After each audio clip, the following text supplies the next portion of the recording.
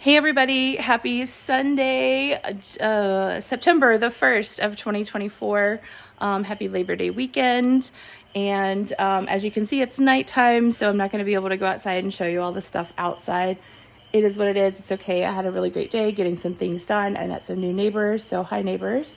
And I can't complain there. But what I'm working on today, some of it was just a little something that has just irritated me from the day that I saw it. So there has been this 2x4, and it was scabbed on, like if you can imagine looking down on it, it would be like in a T shape. So it was scabbed onto this 2x4 stud, and it was curved at the bottom, curved like significantly off to the left, and then curved again. It was a very crooked 2x4. Is it the end of the world? No, it really wasn't doing anything. But I don't know. There was just something about if I close that up in the wall, I'm going to know that for the rest of my life. And it just bothers me to no end. And also I wanted to be able to reframe this in with better insulation and better sealant anyways.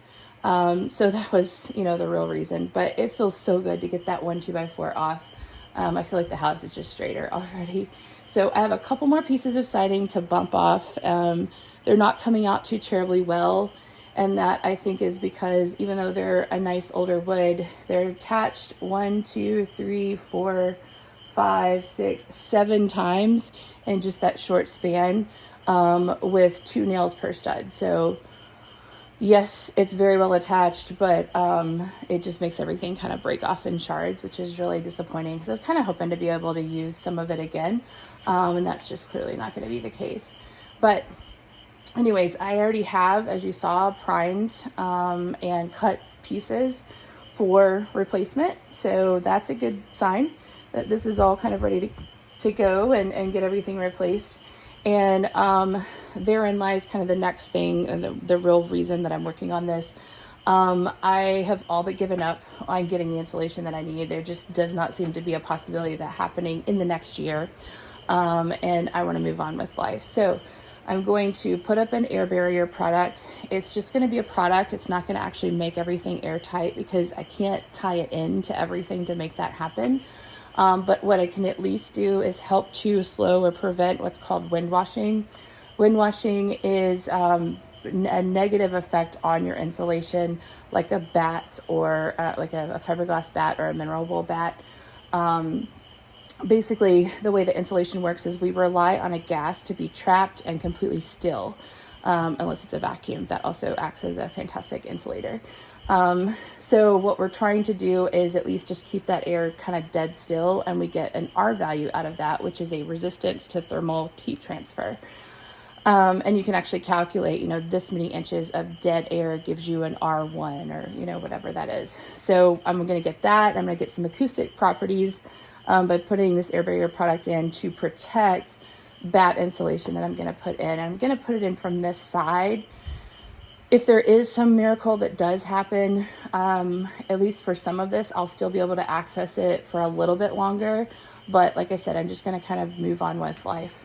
Now, this particular area, as a reminder, is a renovation of a renovation, but it was done very early on in the house. So I'm standing in the kitchen where all the light is, and then this wall was where an exterior wall originally was. And then out there would have been a porch, another wraparound porch that went to the back porch from the formal front entry to the back porch. I think very early on they realized like, hey, let's enclose this area. They actually would put a door that goes from that edge of the house to here at that intersection. And then they put in this bay window. So also this bay window, not completely original, but very similar. And that was one of the things I did today was I was your weird neighbor, driving around looking at the other historic homes that still remain in Kearns and just checking out what their windows looked like, how they were doing some of the detailing, what the window height was, what the proportions were. Because again, mine are gone. So I want to try and be as close as I can. And that's a huge hint. If all your neighbor homes that haven't been touched are doing it this way, then there's a pretty good chance that yours might be that way as well. So that is also the difference between historic preservation, restoration work, and, oh, I'm just doing a renovation or a flip or something. I'm really going to a lot of lengths to try and make it what it was, as close as I can based on the information that I have. And then where I don't have the information, I'm going to try and be as respectful as I can.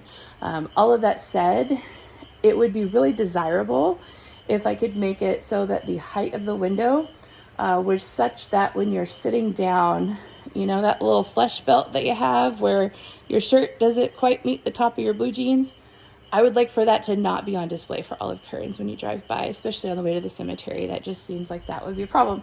So we're going to try and find some windows that would be a proportion that's a little bit high to kind of cover some of that. That would be ideal. That is just architecture, right?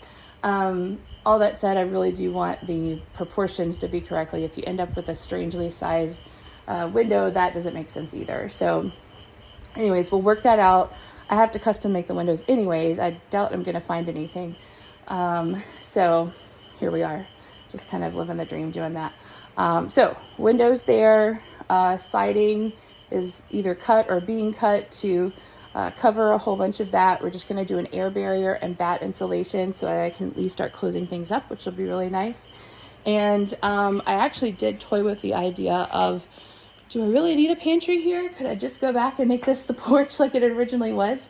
Because if you'll remember, there was a door here that went across. This is about 48 inches wide. So you could easily do a 36-inch door and have no problems. And then over here, where the sink is located, Mom says that there was actually a window located here. That makes good sense. This is right under the staircase area. And this would have been the original pantry.